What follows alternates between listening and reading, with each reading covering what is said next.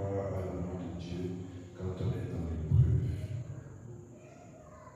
Comment croire que Dieu nous aime même si nous sommes en train de souffrir? Comment croire que nous souffrons parce que Dieu nous aime? Comment? Non, je suis en train d'expliquer le thème. Je vais le reformuler si vous voulez. Mais le thème, c'est comment croire en l'amour de Dieu quand on est dans l'épreuve. Comment croire en l'amour de Dieu quand on est dans l'épreuve. Donc, c'est ce que nous voulons voir. Quand on est éprouvé, quand on est dans des difficultés, dans des situations, on passe par des tribulations. Qu'est-ce qu'il faut faire? Qu'est-ce que nous devons mettre en œuvre pour pouvoir maintenir cette foi en l'amour de Dieu, cette foi à la consécration de Dieu? Je disais déjà dimanche que souvent on a des comportements pentecôtistes, c'est-à-dire que le pentecôtiste a l'obligation de dire que s'il souffre, ça va aller. Il a l'obligation de dire que Dieu est au contrôle. Il a l'obligation de dire que c'est la volonté de Dieu. Donc même si il ne sait pas de quoi il s'agit, il dit d'abord. Parce qu'on dit que c'est ça la foi. Non, la foi n'est pas le fait de dire des choses, c'est de croire en quelque chose. Amen. Ce n'est pas le fait de dire quelque chose qui dit que vous avez la foi. C'est parce que vous croyez en quelque chose. Et c'est pour ça que c'est important que vous puissiez parfois vous questionner sur des choses que vous dites, des choses que vous faites, et qui n'ont pas de sens pour vous. C'est important de se questionner et de trouver le sens. Amen. Parce que quand tu auras compris et que tu vas trouver le sens, quand tu vas évoquer cette pensée, elle produit en toi la foi. Elle produit en toi le courage. Donc tu ne dis pas que ça va aller simplement parce qu'il faut le dire, mais tu crois que ça va aller. Tu le crois parce que tu t'appuies sur une certitude. Alléluia. Il y a quelque chose sur lequel tu t'appuies, qui est une certitude pour toi qui fait que, même si tu vois la situation difficile, tu continues de croire. Parce qu'il y a quelque chose sur laquelle tu t'appuies, tu sais que c'est vrai. Alléluia. Tu sais que c'est vrai. Ce n'est pas parce qu'on dit seulement, mais tu sais que c'est vrai. On dit souvent dehors qu'après la pluie, dans le beau temps, les gens le disent de manière triviale. Dans les bonnes paroles comme ça, beaucoup le disent. Mais comment je fais pour que ça devienne une réalité en moi? Je m'appuie sur quoi? Je me repose sur quoi? Parce que la foi n'est pas que quelque chose d'aérien, c'est quelque chose qui repose sur quelque chose. La foi repose sur la certitude de la parole de Dieu. La foi repose sur les évidences de la parole de Dieu. C'est-à-dire que je ne crois pas à quelque chose qui est dit simplement, mais quelque chose qui a été fait, qui est une preuve pour moi. C'est-à-dire que si je crois en la fidélité de Dieu, c'est parce que j'ai quelque chose qui me pousse à croire en la fidélité de Dieu. Il faut que tu aies des choses sur lesquelles tu t'appuies pour dire que je crois que Dieu existe. Alors, sur la base de ceci, je crois que Dieu existe. Sur la base de ceci, je crois à l'amour de Dieu. Sur la base de ceci, je crois à la fidélité de Dieu. Sur la base de ceci, je crois à la puissance de Dieu. Ce qui fait que chaque fois que ce souvenir reviendra en surface, ça booste en toi la croyance. Alléluia. Ça booste en toi la croyance parce que tu reposes sur quelque chose de sûr. Vous savez, le défaut, c'est que c'est du mimétisme. On fait beaucoup de mimétisme, on dit des choses parce qu'on a tellement entendu dire bien. C'est devenu comme c'est une façon de dire les choses. C'est une façon de se comporter. Non, on n'est pas là pour faire comme les autres. C'est pour ça qu'il faut chercher à te reposer sur une parole certaine. C'est quelque chose qui est pour toi, quelque chose dans la pluie, un soutien. Alléluia. Amen. Nous allons lire dans Romains chapitre 8, versets 38 et 39. Romains chapitre 8, versets 38 et 39. Il nous est dit, car j'ai l'assurance. Ici c'est vous qui parle. Il débute son propos en disant, j'ai l'assurance. Il ne répète pas ce qu'un autre a dit. Il parle de son vécu. Il dit, moi Paul, j'ai l'assurance. Je suis sûr et certain d'une chose, c'est que ni la mort, ni la vie, ni les anges, ni les dominations, ni les choses présentes, ni les choses à venir, ni les puissances, ni la hauteur, ni la profondeur, ni aucune autre créature. Il dit, il a l'assurance. que tout ce qu'il a cité là ne pourra nous séparer de l'amour de Dieu manifesté en Jésus-Christ. Alléluia. Il me dit, avec certitude, que quel qu'en soit l'événement que je peux vivre, quelles qu'en soient les épreuves par lesquelles je peux passer, quel qu'en soit le rejet, le refus des gens, personne ne peut me détacher de l'amour de Dieu.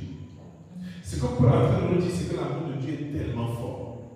Et d'ailleurs, Ecclésiaste le dit en d'autres termes, il dit que l'amour est plus fort que la mort. Alléluia. Mais quand la mort vient chercher quelqu'un, il n'y a personne qui va la séparer. Quand elle vient te chercher ta main, tu as l'argent, oui, ta main, tu es beau, oui, ta main, tu aimais tes enfants, oui, ta main. Il ne négocie avec personne. Mais la Bible nous dit que l'amour est plus fort que la mort. Et quand Paul nous dit que rien ne peut nous détacher de l'amour de Dieu, il est en train de nous dire que rien n'est plus fort sur cette terre que l'amour. Mais quand il nous évoque ce sentiment, il parle de quel amour? Est-ce que c'est l'amour que les hommes manifestent? Ou bien c'est un autre style d'amour? C'est clair que ce n'est pas l'amour que les hommes manifestent. C'est un amour divin. Alléluia. Un amour révélé. Un amour que Jésus-Christ a manifesté.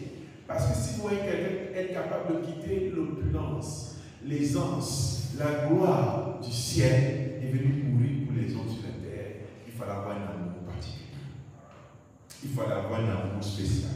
Il fallait avoir une considération spéciale. Donc Paul nous le dit, que rien ne peut nous séparer de l'amour de Dieu. Donc tu peux être en train de traverser les épreuves, les situations. Quand l'amour de Dieu est là, rien ne peut te séparer. Alléluia. Rien ne peut te séparer de cet amour. Alors, dans cette vie, qui est celui qui n'a jamais traversé des épreuves, des difficultés? Qui n'a jamais crié à Dieu en lui disant, Seigneur, souviens-toi de moi. Seigneur, je ne sais même pas si tu m'as oublié. Je ne sais même pas si tu écoutes mes prières. Je ne sais même pas, Seigneur, si tu existes. Je ne sais même pas si tu me connais. Quand je te parle, je ne sais même pas si tu m'entends. Peut-être tu n'as peut-être jamais expérimenté, mais il y en a qui l'ont expérimenté. Qui se posent des questions. Parfois parce que la vie devient dure. Tu as l'impression de prier et de voir le contraire. Comme quelqu'un disait, quand il rêve que j'ai l'argent, je me réveille le matin, je n'ai pas l'argent. Mais quand il rêve que j'ai un malheur, le malheur s'accomplit. Tu as l'impression qu'il n'y a que des mauvaises choses qui viennent. Jamais de bon. Oui, il y a parfois la vie, on passe par là. Et on se demande vraiment si Dieu entend. Et Dieu a seulement la manie d'être silencieux. Hyper silencieux. Il ne s'exprime pas. Il ne parle pas. Dieu l'a été, il est parfois pour nous, mais il a été aussi pour Israël. Pendant, Dieu parfois peut taper des années. En termes de centaines d'années, il ne parle pas. Il ne révèle pas. Il ne dit pas oui, il ne dit pas non. Souvent, Dieu le fait. Tu dis, Seigneur, montre-moi, je veux connaître ta voix. Tu as le désir d'avoir la directive de Dieu. Ne me dis rien. Il est bien. Alléluia. Ça s'arrive, ces moments difficiles. Et David, qui est un exemple, lui aussi a vécu ces moments. On a lu son histoire, nous sommes en train de lire son histoire, comment David a été chassé par ses ennemis, autant par Saul et ses gens, mais que par son propre fils même, Absalom, qu'il a pourchassé, qu'il a retiré l'homme du royaume. À un moment donné, David se demandait où est Dieu. Dieu il est où? Amen. Et il dit expressément, par exemple, cette phrase, oh Dieu, interviens, je suis fatigué. Existe-t-il une issue à ce long tunnel où je suis depuis si longtemps? Ou si on lit dans Somme chapitre 13, verset 1 à 2, il dit, jusqu'à quand, éternel, m'oublieras-tu sans cesse? Il dit, jusqu'à quand tu vas oublier? Tu as l'impression que Dieu n'est pas là. Tu as l'impression qu'il a un problème avec toi. Comme disait Jean, je me suis examiné. Je n'ai rien vu de mauvais en moi. Et ses amis lui disent que qui es-tu pour contester avec Dieu? Qui es-tu pour dire que tu n'as rien de reprochable à toi? Jean dit que je me suis examiné. Et Dieu est là, calme. David aussi disait à Dieu, jusque à quand, Éternel, m'oublieras-tu sans cesse? Jusque à quand me cacheras-tu ta face? Jusqu'à quand aurais-je des soucis dans mon âme et chaque jour du chagrin dans mon cœur? Jusqu'à quand mon ennemi se lèvera-t-il contre moi? Il était un moment fatigué. Comme je disais, nous avons une histoire de David, un jeune homme tout frais, qui vivait sa vie paisible dans les champs, qui subitement est enlevé et où on voit sans bien comprendre tout ça, qui vient il se met au service du roi, qui commence à en vouloir parce que les femmes ont chanté. Et David a sur la tué 1000, David a tué 10 000. On commence à le détester. On le pourchasse. Il n'a jamais rien demandé. Et dans ce moment de déteste-là, qu'il écrit, c'est son Seigneur. Il parle à Dieu, il dit jusque là, quand vous êtes venu au pourchasse. Il a vécu un exil loin de sa famille. On ne parle pas de quelqu'un qui avait 30 ans, qui avait 25 ans. C'était un jeune homme qui a laissé ses parents, qui est obligé de se cacher pour vivre, qui est accusé de quelque chose qu'il n'a jamais désiré. Souvent, on se sent comme ça, environné de personnes qui semblent ne pas comprendre. On ne sait pas où on est en train de partir, et dans tout ça, Dieu est calme. Il ne te parle pas. David le dit jusqu'à quand? Jusqu'à quand mon ennemi s'élèvera contre moi? Et certaines situations sont tellement difficiles parfois qu'il n'y a même pas de solution humaine. Souvent, il n'y a pas de solution humaine. Quand tu regardes comme ça, on te dit que ça, on résout ça comment? Quel est l'homme qui peut résoudre ça? Comment dans de telles situations tu peux être capable de croire à l'amour de Dieu? Qu'est-ce qui fait que tu puisses être capable de continuer de croire à l'amour de Dieu? Il y a des situations comme des maladies incurables. Comment on soigne ça? On te dit tu as un cancer, déclaré cancéreux. On te dit phase terminale. Comment tu fais pour croire à l'amour de Dieu dans ces circonstances-là? Ton enfant se détourne totalement du chemin. Il entre dans la drogue. Il commence à voler. Il commence à aller dans de mauvaises compagnies. Comment on fait pour changer ça? Quel est l'homme qui a la solution pour gérer ça? Parfois c'est difficile. Alléluia. Parfois c'est le chômage. Je veux du travail. Comment je fais pour avoir du boulot? J'ai l'impression de crier et Dieu ne m'entend pas. Comment je fais pour sortir de cette situation? Qui est celui qui a la clé à ma solution? Souvent il y a là. Alléluia. Donc il y a des souffrances, il y a des soucis qui nous environnent chaque jour. David, encore dans le psaume, le même psaume qu'on venait de lire, verset 6 dit: moi, j'ai confiance en ta bonté. J'ai de l'allégresse dans mon cœur à cause de ton salut. Je chante à l'Éternel car il m'a fait du bien. Dans le même texte, verset 3, il nous dit quelque chose. Verset 6, il célèbre le salut du Seigneur. Il célèbre la fidélité du Seigneur. Il célèbre la capacité du Seigneur. Souvent, vous savez, la Bible est quelque chose d'un livre honnête. La Bible ne nous présente pas des héros infaillibles. La Bible nous montre des hommes qui ont leur faiblesse, qui ont leurs limites et que Dieu relève. David, ici, a montré sa faiblesse. Donc, à un moment donné dans la vie de David, il y a eu des doutes. Il s'est mis à douter si Dieu le voyait. Il s'est mis à douter si Dieu l'entendait. Il s'est mis à douter si Dieu voyait comment les gens le persécutent. Ça, il est arrivé. Donc, c'est honnête, c'est humain, ça arrive. Souvent, c'est ça qui nous dépasse. C'est de reconnaître que, oui, voici notre état actuel. C'est pour ça que je disais qu'il y a des choses qui sont devenues comme des habitudes. Même quand on y croit pas, on dit: oh Seigneur, je sais que tu es là. On dit ça comme ça. Ce n'est pas faux qu'il est là. Mais est-ce que tu y crois vraiment? À un moment donné, il faut que je sois sincère, je doute de ta présence. Seigneur, je ne sais même pas si tu me vois. Si je suis sincère. Alléluia. Mais Dieu se rassurera de te contredire. Alléluia. Dis: moi j'ai confiance en ta bonté. J'ai de l'allégresse dans le cœur à cause de ton salut. Je chante à l'Éternel car il m'a fait du bien. Et Jérémie aussi, dans un autre passage, quand il nous relate, c'est dans Lamentation, chapitre 3, verset 19 à 25, il nous dit là-bas que quand je pense à ma détresse et à ma misère, à la scène et au poison, quand mon âme s'en souvient, il est abattu dedans de moi. Alléluia. Ça, c'est le sentiment que nous les humains nous sentons souvent. Tous. Il y a un moment où tu as le dégoût. Tu as le dégoût de faire une chose, tu as le dégoût de faire une autre chose, parfois fatigué, à cause d'une situation, des événements que tu as vécu, des paroles que quelqu'un t'a adressées. Parfois tu es fatigué. Jérémie, il ressent dans son cœur comme un poison. Son cœur souffre. Il a l'impression qu'il y a quelque chose qui touche son cœur, qui a empoisonné sa vie, qui a enlevé sa joie. Il le sent dedans de lui. Il le sent, il souffre dedans de lui. Il pense à ça. Ça attriste son âme. Son âme est abattue au-dedans de lui. Il dit, bon, voici ce que je veux repasser dans mon cœur. Ce qui me donnera de l'espérance. Il définit lui-même. Voici mon âme qui est abattue.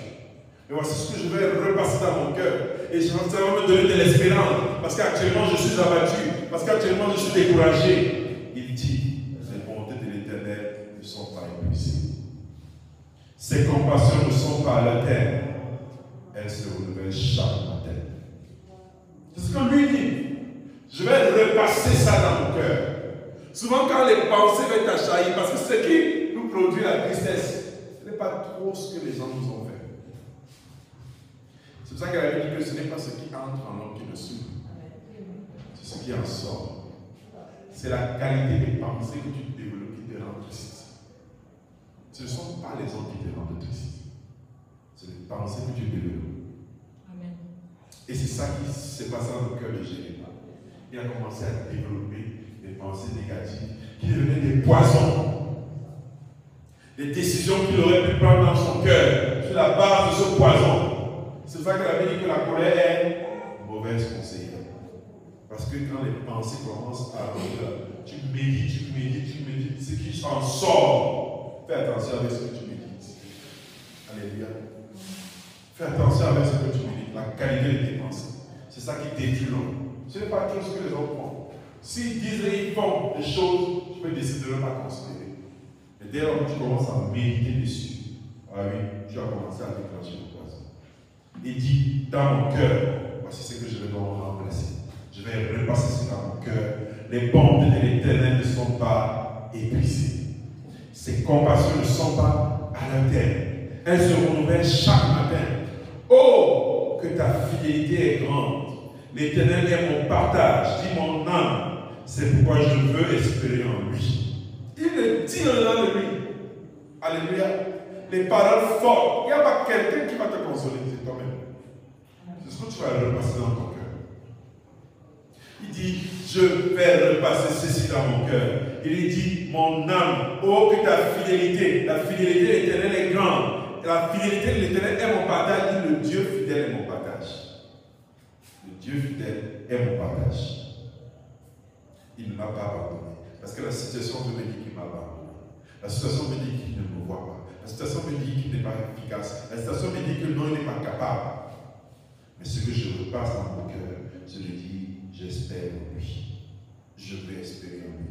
Et il poursuit. L'Éternel a de la bonté pour qui espère en lui. Pour l'homme qui le cherche. Il est bon d'attendre en silence le secours de l'Éternel. C'est la même personne qui était triste. Lui qui dit ça.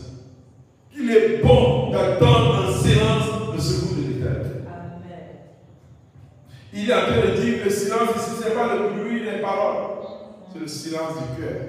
Mon cœur dans le silence attend l'Éternel.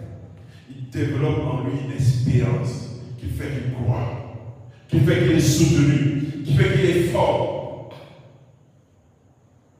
On va donc dans l'exemple de David et de Jérémie, qu'ils ont trouvé la solution. Ils ont choisi de faire confiance à Dieu. Celui qui donne le salut, est-ce qu'il peut nous abandonner? Est-ce que celui qui donne le salut, celui qui sauve, peut-il nous abandonner? Peut-il nous délaisser? Peut-il nous oublier? Celui qui donne le salut, est-ce possible? Jésus nous a rachetés au prix de sa vie. Il a payé un prix élevé. Est-ce qu'il serait prêt à jeter, à oublier et à abandonner ceux qu'il a rachetés à un si grand prix? La réponse est non. Alléluia. Il refuse de croire que le Seigneur t'a abandonné. Il refuse de croire que le Seigneur ne t'écoute pas. Il refuse de croire que Dieu n'est pas attentif. C'est faux. Alléluia. Dans ces situations difficiles, nous avons le choix. Nous pouvons penser sans cesse à notre détresse, ne regarder qu'à l'épreuve et rester déprimés, découragés. Mais aussi, nous avons le deuxième choix, c'est de relever la tête et décider de mettre notre confiance dans la bonté et dans l'amour de Dieu. Alléluia. Nous avons le choix. Comme quelqu'un dit souvent, la vie c'est un choix. Nous avons le choix de murmurer, de repasser nos pensées, de tristesse et d'amertume. Nous avons le choix aussi de croire à la fidélité du Seigneur. Et c'est dans ce cadre que Psaume chapitre 34, verset 18 nous dit: quand le juste crie, l'Éternel entend et les délivre de toute leur détresse. C'est ces paroles que tu dois repasser dans ton cœur pendant que tu passes tes épreuves. Alléluia. Pendant que tu passes tes épreuves, c'est ça qui va te faire maintenir et continuer à croire à l'amour de Dieu dans ta vie. Quand tu vas repasser ces paroles dans ton cœur, lorsque le juste crie, l'Éternel entend et le délivre de toute leur détresse. Lorsque les justes crient, l'Éternel entend et les délivre de leur détresse. Ça, c'est David qui le disait. Et dans Psaume 34, verset 19, il dit: le malheur atteint souvent le juste, mais l'Éternel leur délivre toujours. Donc, ça signifie que le malheur fait partie du pardon. Comme on le disait déjà ici il y a quelques jours, le malheur fait partie du pardon. L'échec fait partie du pardon. Mais ce n'est pas l'objectif. Ce n'est pas la finalité. Alléluia. En tant qu'enfant de Dieu, on peut échouer. En tant qu'enfant de Dieu, on peut recommencer. En tant qu'enfant de Dieu, on peut repartir à zéro. Je causais avec une dame, il y a peut-être 2 jours comme ça. Elle tentait de me expliquer avec beaucoup de fierté. Elle me dit: je suis fier de moi. De ce que je suis réalisé aujourd'hui en tant que personne. Quand je regarde d'où je viens, vraiment, je suis moi-même content de moi. Elle me dit: très bien. Elle dit: non, je vais faire tout. Je ne veux pas que mes enfants ne vivent pas ce que j'ai vécu. Elle me dit: c'est très bien. Mais une seule chose qu'elle peut te dire, c'est que la vie, ce n'est pas comme tu vois. Tes enfants peuvent vivre ce que tu as vécu. Et peut-être pire. Parce qu'on peut tout perdre en un jour. Même les maisons qu'on a construites, tu te retrouves en train de vendre ça. Parce que tu veux résoudre un problème qui se présente devant toi. Tu vends ça et tu ne résoudre même pas le problème. Tu es à blanc. Tu es à blanc, tu as rien. Tu as rien. Je lui dis que même Donald Trump est inquiet. Même lui, il est inquiet. La seule chose que je peux te dire, c'est que quand tu mets ta confiance en Dieu, tu peux tout perdre. Mais ça ne sera pas la fin. Dieu saura te relever. Il saura faire ce qu'il va faire là-bas. Mais une chose est sûre, c'est que personne ici n'est à l'abri. On peut être tous en train de recommencer demain. Alléluia. La preuve, c'est que Jean, il a tout repris. Il a dû avoir de nouveaux enfants, une nouvelle femme, une nouvelle maison, des nouveaux champs. Il a recommencé. Donc, personne ne peut dire que oh, j'étais à faire. Et je crois qu'ici, comme le jeune homme le disait, mon âme ne réjouit pas. Mange car tu as beaucoup travaillé. Tu peux te le dire, mais sans savoir que demain matin, tu peux changer de langage. La seule assurance que nous avons, c'est que le Dieu qui détient notre vie, il a le dernier mot. C'est la seule assurance. Il n'y quelque chose. C'est la seule assurance. Alléluia. Donc si tu traverses des épreuves en ce moment, si tu as essayé et que le ciel te semble fermé, que tu ne vois pas d'issue, prends courage. Cela ne veut pas dire que le Dieu ne t'aide pas. Il t'aide toujours. Dieu n'abandonnera jamais. On ne rendra jamais ses enfants. Jamais. Alléluia. Jamais. Même si l'épreuve arrive, elle aura sa fin. L'assurance que vous devez avoir, c'est ça, que l'épreuve aura sa fin. Il n'y a pas d'éternelle épreuve. Il n'y a pas d'éternelle épreuve. L'épreuve aura son terme. Tu ne finiras pas passer. Tu ne finiras pas passer. Alléluia. Dieu répond à la détresse. Il dit le malade atteint souvent les justes. Souvent, les anglophones disent often. Hein? Souvent, à une certaine fréquence. Alléluia. Mais il dit que l'Éternel délivre toujours. Ça signifie que de temps en temps, le malheur peut arriver. Et nous avons l'assurance que dans le temps en temps, là, il y aura toujours la délivrance. Toujours. Et c'est donc sur ces paroles-là que tu t'appuies pour croire l'amour de Dieu dans l'épreuve. Alléluia. C'est sur ces paroles-là. Si elles ne germent pas en toi, si elles ne montent pas en toi, pendant que tu subis ces épreuves, que tu passes par ces moments difficiles, tu vas douter de l'amour de Dieu. Alléluia. Tu vas douter de l'amour de Dieu alors que l'amour de Dieu est bien là. La Bible le dit dans Romains chapitre 8, verset 38 à 39, que Dieu ne permet pas que nous soyons tentés au-delà de nos forces.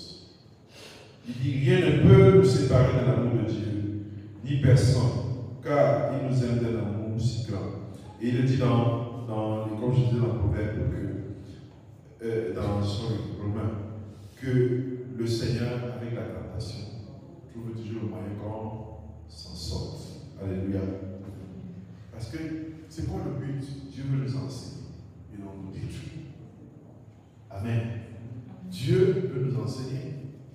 L'objectif de l'épreuve, ce n'est pas de nous détruire, mais c'est de nous enseigner. C'est pour ça que l'épreuve finit toujours par avoir un terme. Nous ne sommes pas sous le souk des étrangers qui, eux, vivent les situations comme étant une malchance. J'étais au mauvais endroit et les choses se sont faites comme ça. Non, nous, ce n'est pas la malchance. C'est que Dieu permet. Le diable veut faire, mais Dieu permet. Et Dieu sait ce qu'il va en faire. Amen. C'est toute la différence. Dieu sait ce qu'il va en faire. La vie de Joseph est très fort évocateur de la fidélité de Dieu. Et Joseph l'a très bien compris. Il dit à ses frères, vous avez projeté de me faire du mal.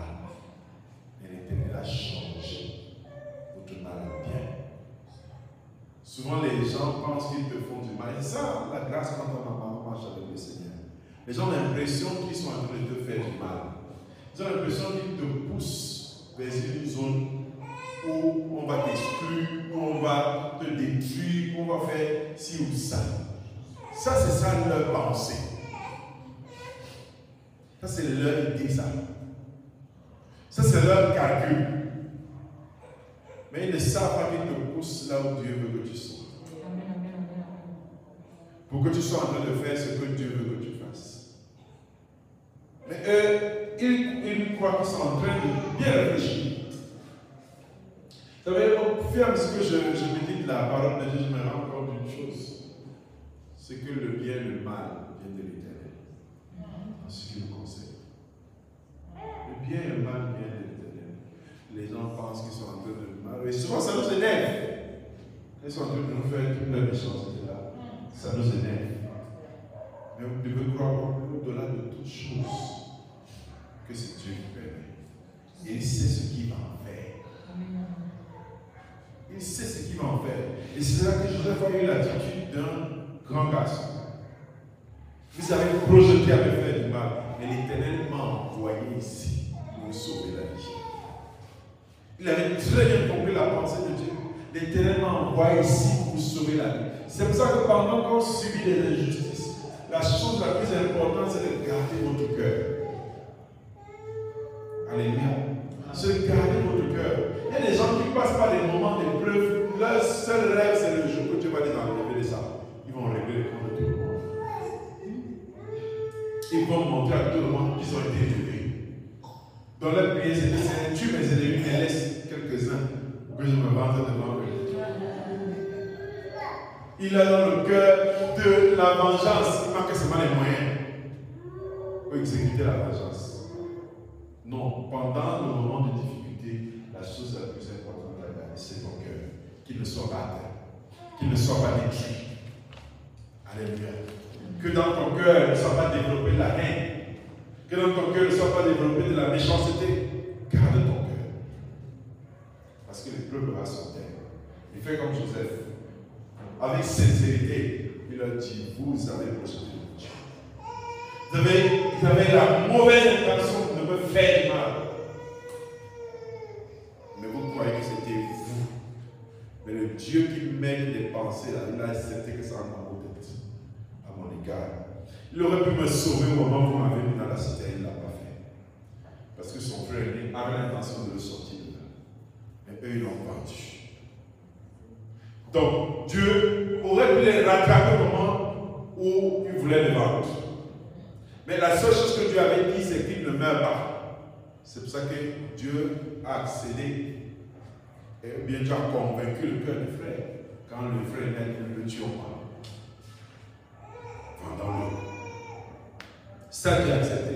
Mais le reste des propositions, ils sont vendus. Vendus comme esclaves. Dieu voyait. Dieu voyait très bien. Il est arrivé chez Potiphar. Alors Potiphar l'a accusé justement. Dieu voyait aussi. Si c'était un chrétien pentecôtiste, il dit Seigneur, je veux qu'on fait la consigne, qu'elle perde le sommeil la nuit. Peut-être qu'elle avait le sommeil aussi. Elle dormait bien. Après avoir fait ça. Peut-être.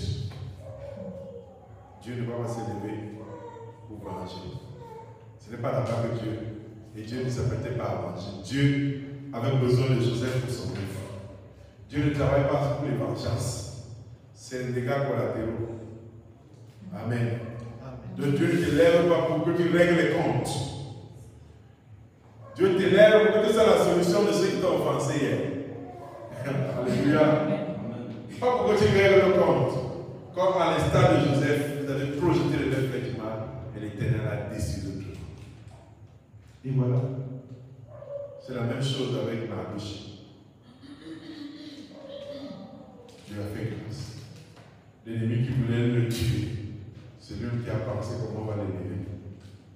Et le roi qui ce soir avait perdu le sommeil, le roi dit qu'apportez-moi le livre, les archives du palais. Le roi se met à lire l'histoire de son peuple. Et il découvre qu'il y avait un homme qui avait sauvé le roi d'une tentative de bombe contre lui. Et il demande, qu'avait-on fait à l'homme qui avait sauvé le roi ici? On dit qu'on n'avait rien fait. Alléluia. Alors prenons la situation. À l'époque où il sauva le roi, on ne lui a rien donné. Il aurait pu dire, oh, les hommes sont méchants, c'était là-bas. L'ingratitude des hommes, c'est grave. Voici. Aider avec quelqu'un, si c'était, je le ferai plus. Je ne le ferai plus. Son bien avait été oublié. Tu sauves le roi, même pas la médaille. On a oublié le gars. On a oublié. Il a fallu que pendant que un homme méchant du royaume était en train de méditer donc du mal contre le peuple de Dieu, que ce jour-là, Dieu donne l'insomnie au roi, il se met à fuir. Et c'est ce jour-là qui dit que non, on doit récompenser un tel homme. Parce que la récompense, nous l'avons oublié des années là. Il faut qu'on récompense au bon moment. Et il appelle le gars qui est en train de compléter contre le peuple de Dieu, je paraphrase l'histoire. Il lui dit, dis-moi, toi qui es souvent c'est éduqué là, qu'est-ce qu'on peut faire pour être reconnaissant avec quelqu'un qui a fait du bien au monde? Et au moment où il pose la question, là, comme il est égoïste, il pense que c'est de lui qu'on est en train de parler. Il donne les idées au roi. Il dit au roi, pour un tel homme, ce que je te propose, c'est que tu lui donnes d'abord ton anneau, tu le revêts de tes habits, et tu le mets sur un char accompagné d'une colonne de personnes, et devant lui on crie. Voici comment le roi honore ceux qui font du bien. Voici comment le roi honore ceux qui font du bien. Le roi dit que, mais tu es inspiré, mon ami. Tu es inspiré, fais-en don pour Mardochée, son ennemi. On va donc le faire pour ton ennemi. Ça, il pose les mains sur la tête, donc je venais de bénir mon ennemi. Alléluia.